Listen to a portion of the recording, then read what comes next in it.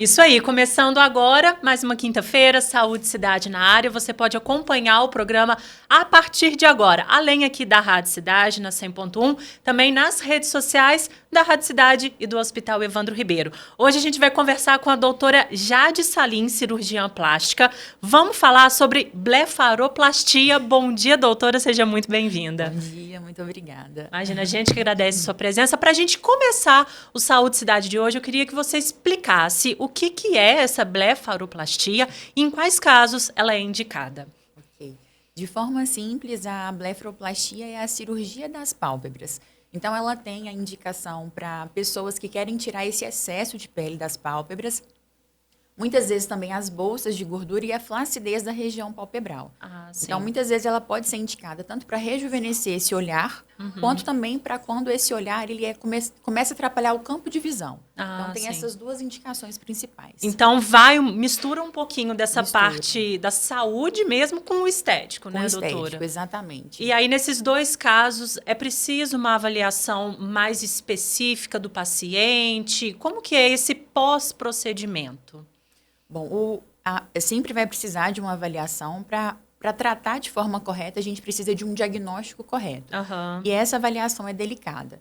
Então, muitas vezes o paciente ele pode procurar a cirurgia simplesmente porque quer rejuvenescer. Ele quer deixar o olhar mais bonito, mais belo, e essa é uma indicação, sim, formal. Outras vezes, o paciente está incomodado com um olhar mais cansado, mais entristecido. Chega no final do dia, ele sente que realmente o olhar está mais pesado. Olha. E aí isso atrapalha o campo de visão, principalmente superior e lateral. Nesses casos, aí a cirurgia ela já tem um aspecto funcional. Entendi. Então a gente diz que ela pode ser estética ou funcional. E aí essa pálpebra caída, né, digamos assim, até esses outros sintomas que você falou, por que isso acontece com a pessoa? Tem uma genética ali envolvida também? Como que é, doutora? Tem também, tem a genética, mas tem o tempo. Né? Então, o tempo ele acontece para todos, o envelhecimento acontece para todos. Então, a gente vai tendo uma flacidez com o passar do tempo e esse olhar vai ficando, sim, mais caído, mais pesado. Só é importante a gente dizer que muitas vezes o olhar pesado é pelo excesso de pele, só que pode ser por enfraquecimento do músculo que a gente tem, que é responsável por elevar essa pálpebra, e muitas vezes também pela queda da sobrancelha. Olha. Então, a gente chama de pitose palpebral, que é a queda da pálpebra.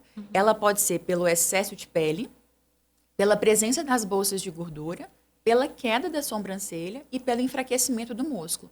Então, por isso que precisa de uma avaliação bem detalhada para a gente saber onde que a gente vai atuar para tratar da forma ideal. Então dependendo aí do que causa essa pálpebra, esse olho caído, o procedimento ele muda na parte técnica, doutora? Muda um pouquinho na parte técnica. Quando a gente só tem esse excesso de pele, a gente só vai tirar realmente esse excesso, que é a blefaroplastia que todo mundo conhece, a blefaroplastia comum. Mas muitas vezes, quando a gente tem o componente da queda do supercílio, que é da sobrancelha, a gente precisa reposicionar essa área. Tá. E quando a gente pode ter a pitose pelo enfraquecimento do músculo, a gente precisa também reforçar esse músculo e reposicionar. Posso dizer que são tratamentos muitas vezes complementares à blefaroplastia comum, que é o que todo mundo conhece mais. Bacana. Antes do paciente, né, chegar às vezes no procedimento, né, na cirurgia da blefaro, tem algum outro tratamento que ele possa fazer antes para, às vezes, não ser tão radical, assim, digamos, que ele quer adiar, às vezes, essa cirurgia? Tem alguma coisa que pode funcionar nesse processo, doutora? Os pacientes, às vezes, eles querem correr da cirurgia. Né? Então, não tem como a gente frear o tempo, mas podemos fazer algumas coisas para diminuir esse envelhecimento. Então, a gente tem, por exemplo, a toxina botulínica, que muitas vezes a gente consegue elevar um pouquinho o supercílio, e isso, consequentemente, melhora na queda da sobrancelha. Temos também bioestimuladores de colágeno, que melhoram ali tanto a produção do colágeno, a qualidade da pele, a sustentação desses tecidos. A gente tem alguns ultrassons microfocados, que são tecnologias que também melhoram essa compactação dos tecidos. E hábitos em geral, né? É ter uma boa saúde, boa alimentação, uma boa noite de sono, não fumar, não beber, tudo isso em conjunto ajuda nesse envelhecimento. Mas uma vez que a gente tem o excesso de pele já estabelecido, não há nenhum outro tratamento que não seja a blefaroplastia para resolver esse problema. E faz uma mudança, né? Faz uma mudança não só importante. no visual da pessoa, mas na autoestima também, né? Sim. E no campo de visão.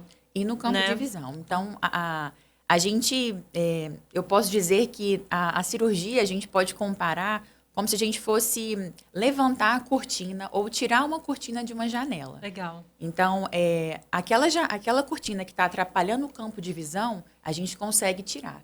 Mas se essa janela tiver algum rachado, quebrada ou manchada, isso não melhora. A blefaroplastia, além de entregar beleza, jovialidade para esse olhar, ela entrega o aumento do campo de visão quando esse está prejudicado, mas é importante dizer que ela não melhora a qualidade da visão. Então, aquele paciente que tem alguma doença, de fato, ocular ou necessidade de usar óculos, ele ainda vai precisar.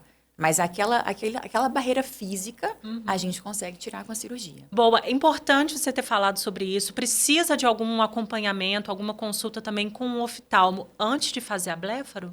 Não é obrigatório, mas o paciente que já tem ali o seu tratamento com o oftalmo vai continuar, porque é o que eu falei, a gente não muda a qualidade da visão, mas melhora sim o campo de visão. Perfeito. Agora, doutor, explica pra gente como que é feita a cirurgia.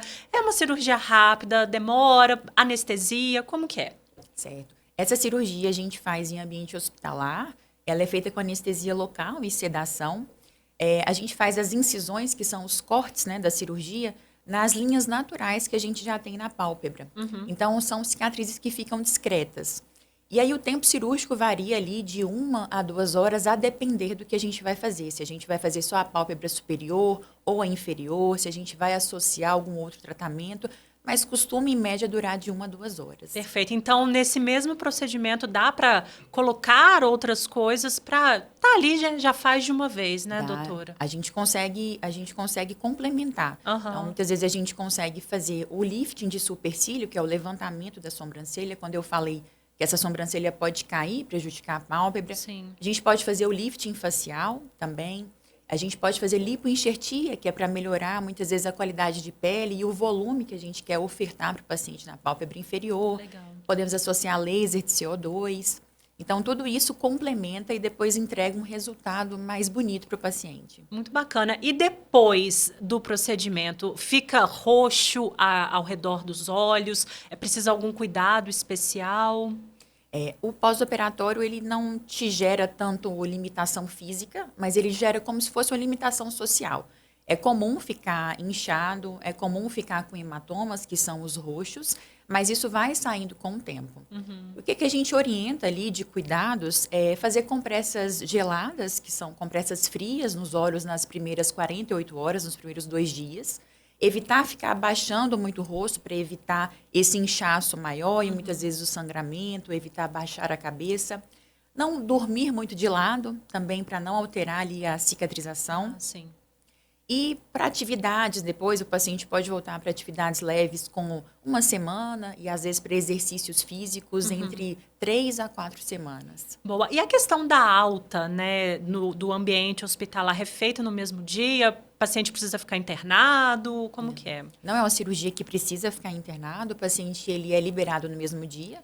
A gente só orienta que é importante vir com o acompanhante porque tem a sedação.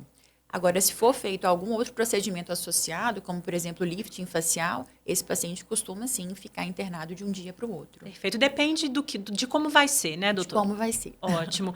E a questão do resultado? Ele é definitivo? Depois de algum tempo, a pálpebra pode cair de novo, doutora? A cirurgia, ela não freia o envelhecimento. Então, o tempo, ele chega ali para todos. Mas o resultado, ele é duradouro. Esse resultado não é definitivo, porém duradouro. Existem pacientes que nem querem fazer essa cirurgia depois, mas outros pacientes vão precisar de um refinamento. Olha. Então, tem pacientes que fazem a cirurgia com 35, com 30, 50, 60. Então, se o paciente fez a cirurgia talvez muito cedo ali, com 30 ou 35, provavelmente ele pode querer algum refinamento mais tarde. Agora, os pacientes que já procuram um pouco mais tarde, talvez não vão precisar de um refinamento.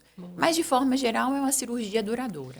Essa questão hoje, né, como você mesmo falou, tem outros tratamentos, tem alguma coisa que o paciente pode fazer depois da blefaro para manter o olho, a pálpebra, essa questão mesmo da parte de cima do rosto no lugar, doutora? Botox, por exemplo? Sim. Podemos fazer, eu costumo dizer que esses tratamentos, tanto os cirúrgicos quanto não cirúrgicos, eles não competem entre si. Na verdade, eles se complementam. Então, é importante, sim, depois que faz a cirurgia da pálpebra, a gente precisa tratar a qualidade da pele.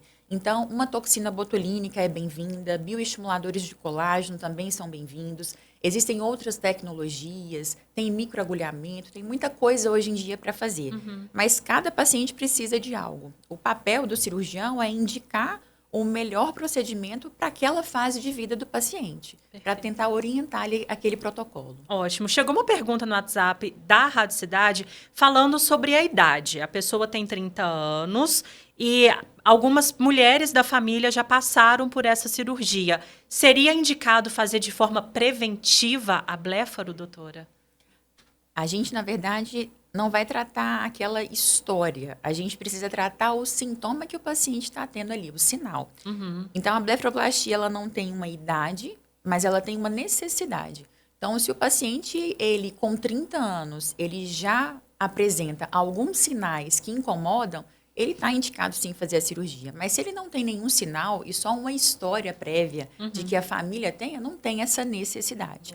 Então, o paciente, olha, doutora, eu estou com dificuldade na abertura ocular, eu estou me sentindo mais velha, eu estou me sentindo mais cansada, ou eu estou com dificuldade de passar a sombra na maquiagem. Tudo isso são sinais que vão nos orientando o que o paciente precisa ou não. Ótimo. Tirando essa parte, né, doutora, da genética, da pele de cada um, o que a gente pode fazer para evitar no dia a dia que essa pálpebra caia? Tem alguma receitinha mágica, aquela dica de milhões? Receita mágica não tem. A gente gostaria que tivesse, né? A gente gostaria. Mas, assim, é o básico bem feito, ele ajuda muito e é o que muitas vezes a gente não dá atenção.